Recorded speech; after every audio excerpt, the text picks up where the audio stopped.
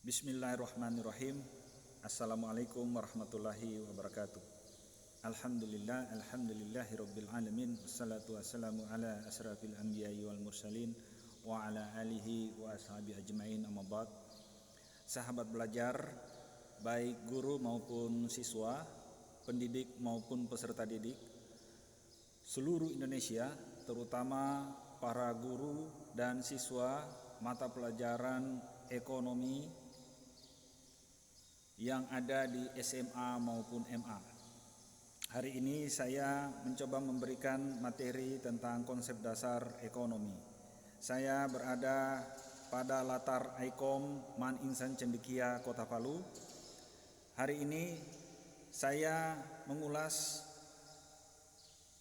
konsep dasar ilmu ekonomi pada mata pelajaran ekonomi di kelas 10 peminatan IPS dan lintas minat IPA. Langsung saja saya melalui ponsel ini. Ponsel saya akan saya gunakan sebagai pembelajaran, video pembelajaran untuk materi ini.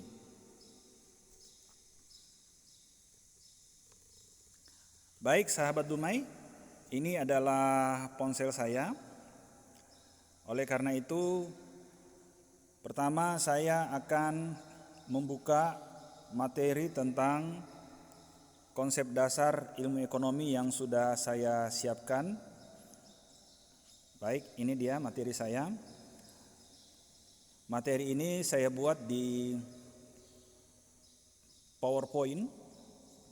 PowerPoint tadinya saya kreasikan di laptop saya, kemudian saya pindahkan ke ponsel saya sehingga saya bisa memberikan materi melalui ponsel ini. Langsung saja.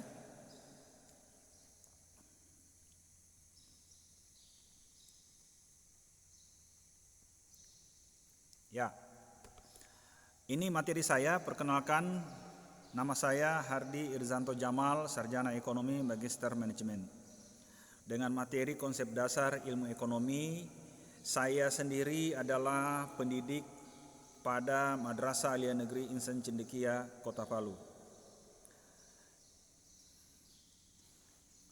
Dengan mata pelajaran ekonomi di kelas 10 ini diharapkan siswa bisa mempelajari video pembelajaran saya ini dengan seksama. Saya langsung saja. Ada beberapa aspek yang akan dinilai pada mata pelajaran ini, khusus untuk materi ini, yaitu aspek spiritual, sosial, kemudian kompetensi pengetahuan dan kompetensi keterampilan. Jadi ada 3 aspek yang akan dinilai pada siswa, yaitu kompetensi spiritual sosialnya dan kompetensi pengetahuan maupun keterampilan. Selanjutnya, apa tujuan pembelajaran dari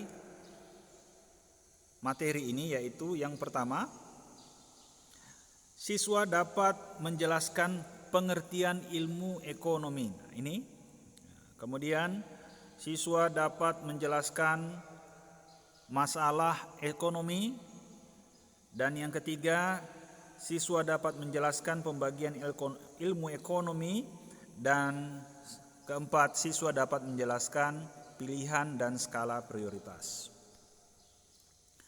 Selanjutnya, langsung ke materi, yaitu ekonomi itu apa sebenarnya. Sudah sering kita kenal di SMP, di MTS, anak-anakku sudah pernah mempelajari mata pelajaran IPS yang juga di situ ada materi tentang ekonomi. Ekonomi dijelaskan dari bahasa Latin dalam kosakata oikos dan nomos. Oikos berarti rumah tangga dan nomos adalah aturan. Jadi kalau dihubungkan oikos nomos itu berarti aturan dalam rumah tangga. Jadi kegiatan manusia dalam usaha untuk memenuhi kebutuhan yang digunakan untuk memenuhi alat pemuas yang terbatas. Ini materinya, saya perbesar, saya ulangi. Jadi ekonomi adalah kegiatan manusia dalam usaha untuk memenuhi kebutuhan yang tidak terbatas dengan alat pemuas yang terbatas.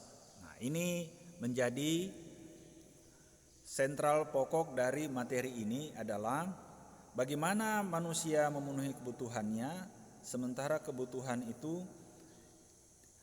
dari manusia sifatnya tidak terbatas, sementara alat pemuasnya terbatas.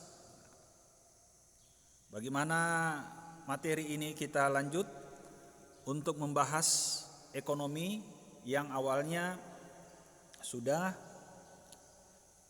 dijelaskan sebelumnya oleh Bapak Ekonomi Dunia, yaitu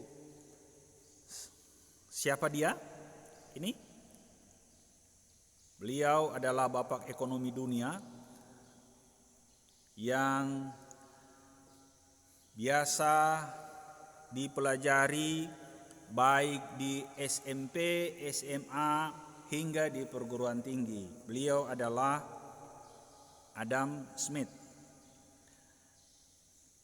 Adam Smith menyebutkan bahwa ilmu ekonomi secara sistematis mempelajari tingkah laku manusia dalam usahanya untuk mengalokasikan sumber-sumber daya yang terbatas guna mencapai tujuan tertentu. Ini kata Adam Smith. Jadi berdasarkan materi uraian yang dia sebutkan bahwa ilmu ekonomi itu mempelajari sesuatu yang sistematis tentang tingkah laku manusia. Tingkah laku manusia ini apa? Ya, tentu tentang usahanya mengalokasikan sumber-sumber daya yang terbatas. Itu yang maksud tadi adalah kebutuhannya. Kemudian bagaimana cara mencapai tujuan tertentu. Tujuan tertentu itu bagaimana mengalokasikan segala sumber daya yang sifatnya terbatas. Ini maksud dari Adam Smith.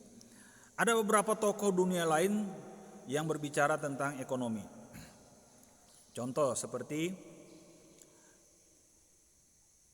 ini David Ricardo, Alfred Marshall, Jean-Baptiste Say, dan Paul Samuelson.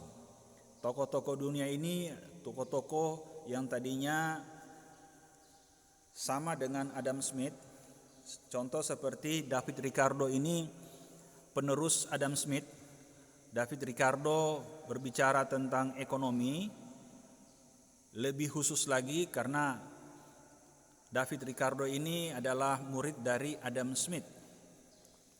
Kemudian David Ricardo lebih banyak mengurai tentang ekonomi dari sudut ekonomi mikro, sementara Alfred Marshall berbicara ekonomi dari sudut ekonomi makro. Apa itu ekonomi mikro dan makro? Sebentar akan dilanjutkan. Bagaimana tokoh ekonomi ini berbicara tentang ekonomi? Alfred Marshall mengatakan ekonomi adalah ilmu atau studi yang mempelajari kehidupan manusia sehari-hari. Ini saya perbesar, kehidupan sehari-hari. Jadi agak simple kata Marshall, ekonomi itu adalah ilmu atau studi yang mempelajari kehidupan manusia sehari-hari. Sementara Jean-Baptiste Say mengatakan ilmu ekonomi adalah suatu kajian tentang peraturan yang menentukan kekayaan. Jadi Jean-Baptiste Say lebih khusus mengatakan ekonomi itu adalah kajian saja yang mengatur atau peraturan yang menentukan kekayaan. Sementara David Ricardo mengatakan ilmu ekonomi adalah suatu kajian tentang hukum berbagai jenis golongan masyarakat. Paul Samuelson mengatakan ekonomi adalah ilmu atau studi yang mempelajari tentang kehidupan manusia sehari-hari untuk mendapat dan menikmati kehidupan. Ini tulisannya agak kurang tepat, mendapat maksudnya ini, bukan mendapat, dan menikmati kehidupan. Ini kata-kata ekonomi menurut para pakar ekonomi dunia. Saya lanjut. Apa saja ilmu ekonomi itu? Bagaimana pembagiannya? Ilmu ekonomi ini dalam kajiannya dibagi dari beberapa kajian. Awalnya ilmu ekonomi ini disebutkan bahwa ilmu ekonomi terdiri dari dua, yaitu ilmu ekonomi positif dan ilmu ekonomi normatif. Apa itu ilmu ekonomi positif? Mengatakan bahwa ekonomi adalah ilmu yang mempelajari secara sistematis, analis, matematis. Jadi ekonomi itu dipelajari dan dilahirkan ilmunya berdasarkan analisis matematis dan logika, sehingga lahirlah yang disebut dengan ilmu ekonomi. Sementara kemudian yang berikutnya adalah ilmu ekonomi normatif. Ilmu ekonomi normatif ini adalah ilmu ekonomi yang menyebutkan bahwa ilmu ekonomi lahir karena suatu fenomena atau fakta-fakta yang terjadi di masyarakat. Ya. Fenomena ini sebenarnya sering terjadi dalam kehidupan sehari-hari di masyarakat. Ya, kemudian contoh seperti bagaimana masyarakat melakukan memenuhi kebutuhan sehari-hari melalui sistem barter, melalui penjualan, melalui produksi. Itu yang disebut dengan ilmu ekonomi normatif. Memang ada materi ini adalah materi ekonomi yang memang sudah ada di dalam masyarakat, sudah terjadi di dalam masyarakat, sehingga disebut dengan ilmu ekonomi normatif. Kemudian berkembang lagi menjadi seperti yang diuraikan oleh para pakar ekonomi dunia. Ilmu ekonomi berkembang menjadi dua, ada yang disebut dengan teori ilmu ekonomi dan ada yang disebut dengan ilmu ekonomi terapan. Ilmu ekonomi terapan ini adalah sebenarnya kajian khusus dari ilmu ekonomi. Ilmu ekonomi sebenarnya hanya terbagi dua, ekonomi mikro dan ekonomi makro, dipandang dari sudut teorinya. Teori ekonomi makro ini berbicara tentang kegiatan ekonomi secara keseluruhan atau kegiatan ekonomi secara global atau kegiatan agregat ekonomi. Contoh seperti kegiatan ekonomi negara. Contoh lebih khusus lagi pendapatan nasional, kemudian inflasi, deflasi, dan sebagainya. Kita pelajari nanti selanjutnya di materi-materi selanjutnya tentang ekonomi makro. Kemudian ekonomi mikro ini berbicara tentang ilmu ekonomi dilihat dari sudut kegiatan ekonomi perseorangan atau perusahaan. Contoh seperti konsumsi, distribusi, produksi, permintaan, penawaran, dan sebagainya. Akan kita pelajari selanjutnya di materi-materi selanjutnya. Ada lagi yang disebut dengan ilmu ekonomi terapan. Disebut dengan ekonomi terapan karena bagian dari teori ekonomi yang menjadi ilmu ekonomi turunan dari ekonomi mikro maupun ekonomi makro.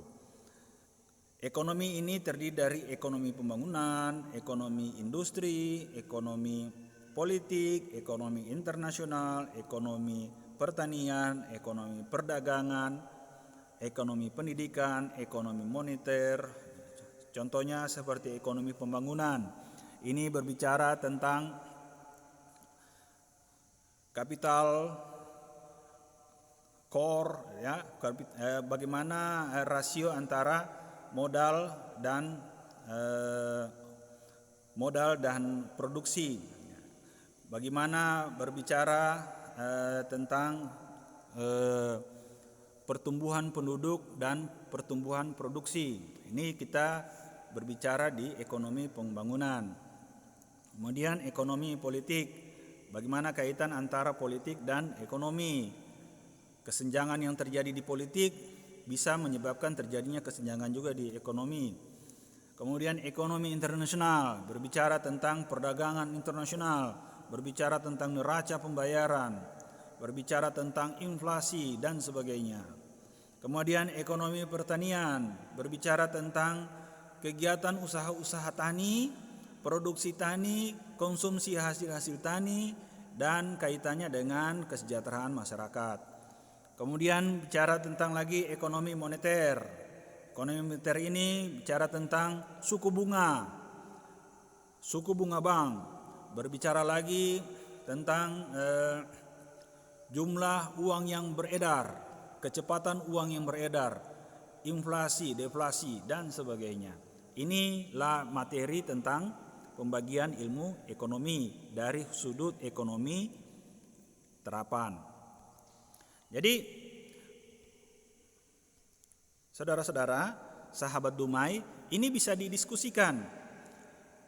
Apa sih tadi tentang ilmu ekonomi, bagian-bagiannya apa saja, kemudian materi ekonomi yang dijelaskan oleh para pakar, bisa didiskusikan oleh sahabat belajar, terutama para peserta didik. Ini ada videonya, ini tidak saya lanjutkan, saya lanjut ke berbicara tentang yang tadi menjadi persoalan pokok. Ada kebutuhan manusia itu tidak terbatas. Namun pemuas kebutuhan yang dimaksud ini tentu adalah barang dan jasa. Nah, itu sifatnya jumlahnya terbatas. Bagaimana caranya menemukan kebutuhan manusia yang tak terbatas dengan alat pemuas kebutuhan yang terbatas? Tentunya ini menjadi masalah. Masalahnya tentu adalah apa sih kelangkaan itu? Nah, jadi yang menjadi masalah adalah langka dari barang dan jasa. Masalah kelangkaan di sini sudah saya ilustrasikan. Kebutuhan tak terbatas, banyak keinginan-keinginan, banyak yang dibutuhkan dari seorang insan, dari seorang manusia yang sudah dipikirkan, yang sudah diadakan, bahkan yang sudah ada mau ditambah lagi. Sementara alat pemuasnya terbatas. Inilah yang menyebabkan disebut dengan kelangkaan tadi. Nih, ya. Selanjutnya, apa faktor penyebab kelangkaan itu? Yang pertama,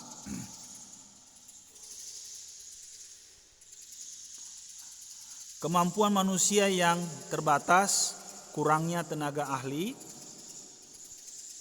kemudian keterbatasan sumber daya, yang kedua, dan yang ketiga, ulah negatif manusia terhadap kekayaan alam, dan yang keempat, perkembangan teknologi yang tidak sama. Kemampuan manusia yang terbatas atau kurangnya tenaga ahli, ini menyebabkan kelangkaan. Ada keinginan, tapi kompetensi dalam memproduksi barang atau keahlian dalam memproduksi barang itu sama sekali tidak ada. Bahkan sumber daya manusia yang bisa membuatnya itu sama sekali tidak ada. Bahkan kalau diadakan, bisa-bisa biayanya akan menjadi lebih mahal. Nah, itu juga menyebabkan kelangkaan. Kemudian yang kedua, keterbatasan sumber daya. Terbatasnya sumber daya ini juga bisa menyebabkan kelangkaan. Jika sumber daya tidak ada, tentu kalau kita memproses produksi barang yang tidak ada, tentu barangnya akan menjadi lebih mahal karena harus diimpor dari negara lain. Sementara yang ketiga, ulah negatif manusia terhadap kekayaan alam. Apa ulah negatif manusia terhadap kekayaan alam? Contoh seperti pengerusakan hutan, ya, menebang pohon di hutan dengan semau gue, kemudian menguras galian tambang dengan seenaknya, ini tanpa perhitungan-perhitungan dan tanpa izin dari yang berhak, yaitu pemerintah. Tentu saja ini akan merugikan dan bisa menyebabkan kelangkaan. Kemudian yang keempat, perkembangan teknologi yang tidak sama. Ini perkembangan teknologi ini tentunya tidak bisa dipungkiri.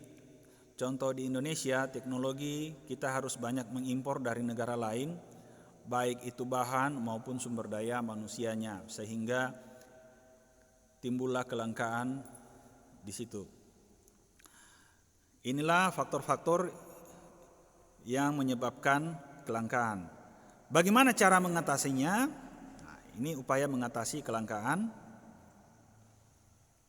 Mengidentifikasi penggunaan sumber daya dengan mengefisiensikan. Jadi apa yang dimaksud dengan efisien di sini yaitu barang dan jasa yang digunakan, yang akan diproduksi semurah mungkin dan sehemat mungkin dan memberdayakan sumber daya yang ada. Kemudian yang kedua, mencari alternatif lain untuk mengatasi kelangkaan dengan menciptakan barang pengganti atau barang substitusi. Dan yang ketiga, lama produksi sumber daya dipersingkat dengan ilmu pengetahuan dan teknologi dan pengembangan kemampuan sumber daya manusia.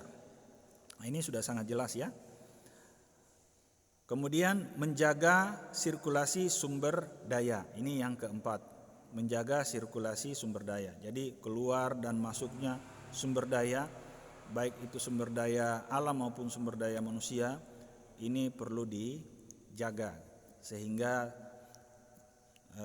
mudah dan murah dalam memproduksi barang dan jasa, sehingga tidaklah terjadi yang disebut dengan kelangkaan tadi. Kemudian materi berikutnya tentang bagaimana kelangkaan itu diantisipasi dengan cara memilih. Sebelumnya saya jelaskan apa itu pilihan. Pilihan ada beberapa materi tentang pilihan, ada 3 sebenarnya, yaitu di sini sebenarnya hanya 2 saya upload, yaitu pilihan mengkonsumsi dan pilihan dalam memproduksi. Ada lagi satu adalah pilihan dalam distribusi. Pilihan mengkonsumsi berbicara tentang konsumen, pilihan memproduksi berbicara tentang produsen, pilihan distribusi itu adalah tentang produsen. Di sini saya tidak bahas tentang distribusi, tapi saya akan coba sedikit menyinggung tentang bagaimana pilihan distribusi. Dalam memilih, kita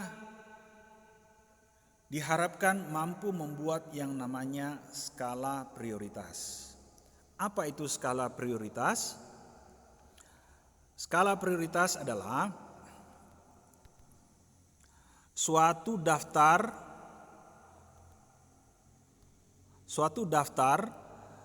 bermacam-macam kebutuhan yang disusun berdasarkan tingkat kepentingannya, yaitu dari yang paling penting sampai dengan kebutuhan yang dapat ditunda pemenuhannya.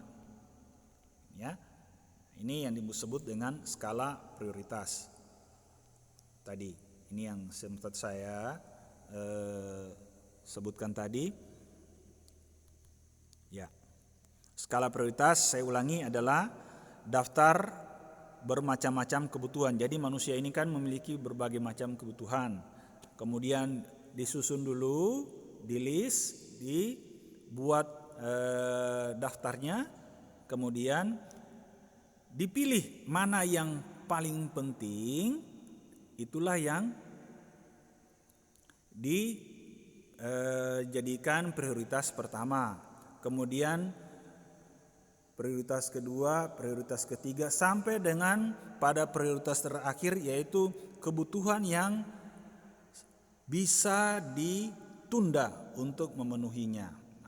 Bagaimana caranya membuatnya? Yang pertama, tentu kita membuat berdasarkan satu, tingkat urgensi, tingkat kepentingan dari pemenuhan kebutuhan tersebut. Tingkat urgensi ini sangat penting.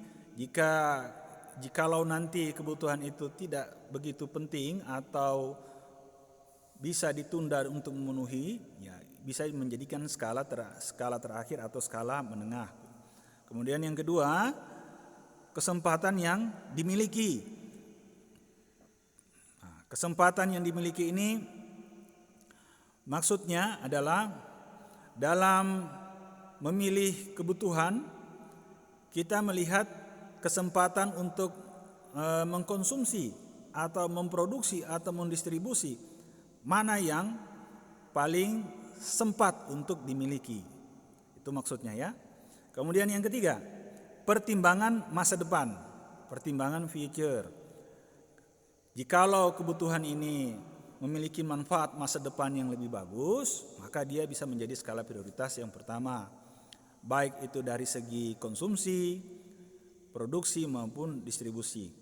Kemudian yang keempat, kompetensi diri atau kemampuan diri. Dilihat dari kapasitas diri dulu, kemampuan diri, apakah dalam memenuhi kebutuhan ini seorang konsumen, seorang produsen mampu untuk memenuhinya.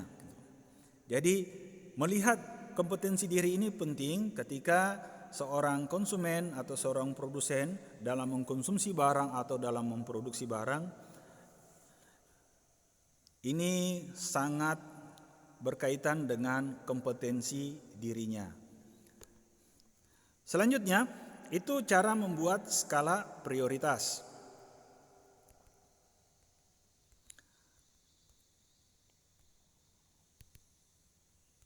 Kemudian ini tugas, saya lewat saja ya sebentar, nanti saya akan berikan tugas. Nah, kemudian kita lanjut ke kebutuhan. Kita bicara tadi tentang kebutuhan manusia yang tak terbatas, kebutuhan manusia juga ada yang terbatas gitu. Apa itu kebutuhan? Nah, di sini ada ilustrasi yang saya buat. Apa perbedaan antara kebutuhan dan keinginan? Kebutuhan adalah segala sesuatu yang dibutuhkan oleh seseorang dan harus dipenuhi. Jika tidak dipenuhi, maka akan mengganggu kelangsungan hidup. Nah, ini maksud dari kebutuhan. Sementara keinginan adalah segala sesuatu yang ingin dimiliki namun tidak harus dipenuhi. Ini definisinya. Ya. Jadi kebutuhan harus mendesak untuk dipenuhi dan keinginan tidak harus dipenuhi, bahkan bisa ditunda. Ini perbedaannya ya. Kemudian beberapa macam kebutuhan dilihat dari intensitas. Itu ada 3, kebutuhan primer, sekunder maupun tersier. Kebutuhan primer ini seperti makan, ya, pangan, sandang, papan. Kebutuhan sekunder adalah kebutuhan pelengkap dari primer, ya. Kebutuhan pelengkapnya pangan apa, kebutuhan pelengkapnya sandang apa, kebutuhan pelengkapnya papan apa. Gitu ya. Jadi kalau misalkan kebutuhan pelengkap papan, misalkan sudah punya rumahnya ingin ditehel lebih cantik atau plafonnya lebih bagus, itu kebutuhan sekunder. Yang tadinya rumahnya rumah papan bisa berubah menjadi rumah beton. Kalau kebutuhan tersier, yang tadinya rumahnya beton, ingin rumahnya lebih cantik lagi, lebih lux lagi, lebih istimewa lagi. Itu dilihat dari kebutuhan berdasarkan intensitas. Kebutuhan dilihat dari berdasarkan waktu, yaitu kebutuhan sekarang dan kebutuhan yang akan datang. Ini sudah sangat jelas. Kalau kebutuhan sekarang ya kebutuhan yang harus dipenuhi pada saat sekarang. Sementara kebutuhan yang akan datang, kebutuhan yang bisa dipenuhi pada masa yang akan datang. Kemudian kebutuhan dilihat dari sifat. Ada kebutuhan jasmani dan ada kebutuhan rohani. Kebutuhan jasmani bisa seperti makan, minum dan sebagainya. Kebutuhan rohani contoh seperti rekreasi, ya, kemudian ibadah dan sebagainya. Dan yang keempat, kebutuhan berdasarkan subjek, yaitu kebutuhan individu dan kebutuhan kelompok. Kebutuhan individu ini ya kebutuhan perseorangan. Artinya kebutuhan yang hanya bisa dipenuhi oleh seseorang. Sementara kebutuhan kelompok ini adalah kebutuhan yang harus dipenuhi untuk suatu kelompok. Ini jenis-jenis kebutuhan ya. Jadi ada kebutuhan intensitas, kebutuhan waktu, kebutuhan sifat, dan kebutuhan berdasarkan subjek. Saya lanjut. Ini menurut intensitas ya, sudah saya ilustrasikan tadi. Ini kebutuhan primer, ini kebutuhan sekunder, ini ya. Tadinya rumahnya biasa saja, kebutuhan sekunder rumahnya agak biasa ya, agak bagus. Yang tadinya rumahnya di primer itu rumah tipe 36, di kebutuhan sekunder rumahnya menjadi tipe 45 atau dan seterusnya yang lebih bagus lagi. Sementara kebutuhan tersier rumahnya rumah mewah gitu. Ini salah satu contoh saja dari ilustrasi. Kemudian kebutuhan menurut waktunya ini ya, kebutuhan sekarang dan kebutuhan yang masa akan datang. Jadi kalau orang sakit tentu harus langsung minum obat. Itu untuk kebutuhan sekarang. Sementara kebutuhan masa yang akan datang ya contoh seperti tabungan. Jadi suatu saat nanti bisa diambil gitu. Kemudian kebutuhan menurut bentuk dan sifat. Ya, ini kebutuhan jasmani seperti olahraga ini ya. Kebutuhan rohani beribadah seperti saya contohkan tadi. Kemudian kebutuhan menurut subjek. Ya, kebutuhan individu ya seperti kebutuhan untuk sekolah bagi pelajar. Kita butuh buku, kita buku pensil, pulpen dan sebagainya. Sementara kebutuhan kelompok, kita membutuhkan kebutuhan untuk kelompok itu seperti contoh kebutuhan kelas. Di kelas itu kita butuh kursi, butuh meja dan sebagainya gitu. Selanjutnya ada beberapa faktor yang mempengaruhi kebutuhan manusia. Yang pertama ada pendidikan, kemudian yang kedua adat istiadat, dan yang ketiga penghasilan, keempat agama dan kepercayaan, dan yang kelima adalah kondisi alam. Ini adalah faktor-faktor yang mempengaruhi kebutuhan manusia. Ya, ada pendidikan, ada istiadat, kemudian penghasilan, agama, dan alam gitu ya. Kemudian apa itu alat pemuas kebutuhan? Alat pemuas kebutuhan manusia sering juga disebut dengan barang atau goods dan jasa atau service. Jadi barang dan jasa itu adalah alat pemuas kebutuhan. Menurut kegunaannya, barang dan jasa itu berdasarkan kegunaannya ada dua, yaitu barang konsumsi dan barang produksi. Jadi barang konsumsi ini barang yang dikonsumsi, barang yang dikonsumsi oleh manusia ya dalam memenuhi kebutuhan hidupnya. Sementara barang produksi ini adalah barang yang digunakan untuk memproduksi barang gitu. Ya, ini adalah dilihat dari segi kegunaan. Dilihat dari proses memproduksi. Ada barang mentah, ada barang setengah jadi, dan ada barang jadi.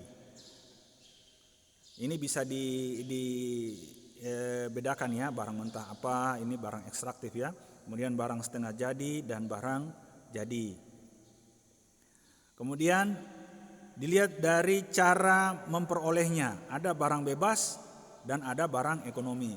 Barang bebas ini tidak memiliki nilai ekonomi karena bisa didapatkan secara gratis. Ya, contohnya seperti air di sungai ya. Itu bisa kita ambil secara gratis. Udara ya. Oksigen di udara gitu. Ya, matahari ya, sinar matahari. Barang konsumsi adalah barang ekonomi, barang ekonomi adalah barang yang diperoleh jika manusia mengeluarkan pengorbanan. Artinya barang ini dibeli, memiliki nilai ekonomi. Ya, contoh barang-barang yang ada di pasar itu barang yang dibeli semua ya. Itu barang ekonomi. Jadi dilihat dari cara memperoleh ada dua, barang bebas dan barang ekonomi. Kemudian selanjutnya, menurut hubungan dengan barang lain, yaitu bagaimana hubungannya dengan barang lain. Ada dua macam, ada barang substitusi atau barang pengganti. Barang pengganti ini contoh kalau beras penggantinya jagung atau ubi gitu ya. Kemudian barang komplementer atau barang pelengkap. Jadi barangnya yang menjadi barang utama itu akan dilengkapi oleh barang komplementer gitu ya. Contoh seperti kalau kita masak kita butuh gas gitu ya. Kemudian ada beberapa contoh ilustrasi yang ada di situ ya. Kita butuh pulpen untuk menulis di buku gitu. Ini dilihat dari hubungan dengan barang lain, yaitu barang substitusi dan barang komplementer. Kemudian menurut kegunaannya. Ada bahan dasar, kegunaan bahan dasar, kegunaan bentuk, ada kegunaan waktu. Ya, ini agak kacau, maaf. Ya. Dan jadi ada kegunaan bahan dasar atau elementary utility, ada kegunaan bentuk atau form utility, ada kegunaan waktu atau time utility, ada kegunaan tempat atau place utility. Jadi barang menurut kegunaannya ada bahan dasar, bahan bentuk, kedua bahan waktu, ketiga kemudian keempat menurut tempat dan kegunaan kepemilikan. Jadi barang itu kalau dilihat dari bahan dasar, kegunaan dasar, bisa dirasakan kegunaannya karena memiliki bahan dasar tertentu. Ya, seperti air ini bisa dirasakan untuk diminum gitu. Dan contoh yang lainnya. Kemudian kegunaan bentuk ini artinya bisa digunakan barang jadi itu kalau sudah berubah bentuk. Contoh kayu dirubah menjadi meja gitu. Kemudian kegunaan waktu, barang terjadi jika artinya peningkatan nilai guna dari suatu kegunaan waktu yang tepat, gitu ya. Jadi misalkan barang itu hanya bisa berguna untuk pada waktu yang tepat, gitu. Bisa saya contohkan, misalkan ketika saya mengajar, saya membutuhkan pulpen, spidol, kemudian laptop dan infocus. Jadi barang-barang itu memiliki time utility. Kemudian ada lagi yang namanya kegunaan tempat. Barang berguna ketika berada pada tempat yang tepat. Contoh, misalkan kalau saya mengajar, saya membutuhkan infocus atau laptop. Nah, itu tempatnya di depan kelas ketika saya mengajarkan siswa di kelas, gitu ya. Jadi ada guna tempatnya, gitu, sesuai dengan tempat yang tepat. Kemudian berikutnya kegunaan pemilikan. Meningkatnya suatu barang terjadi jika berada pada pemiliknya yang tepat. Misalkan seorang dokter itu berguna untuk menggunakan barang seperti kalau dokter gigi itu pasti menggunakan alat-alat untuk dokter giginya. Misalkan alat untuk mencabut gigi, gitu ya. Kemudian stetoskop untuk dokter untuk periksa tekanan darah. Kemudian seorang montir itu membutuhkan alat-alat bengkel. Itu dilihat dari kegunaan kepemilikan. Itu adalah barang menurut kegunaannya. Nah, ini biaya peluang sudah saya bahas kemarin oleh anak-anakku, dan saya kira itu saja yang bisa saya jelaskan tentang konsep dasar ilmu ekonomi hari ini. Baik, sahabat Dumai, semoga materi ini bisa menjadi bahan untuk dipelajari dan bisa diulang-ulang. Dan jikalau materi ini masih kurang jelas, akan kami jelaskan secara luring atau luar jaringan, baik itu melalui WA atau melalui email kami. Demikian barangkali yang bisa disampaikan pada hari ini. Terima kasih dari saya.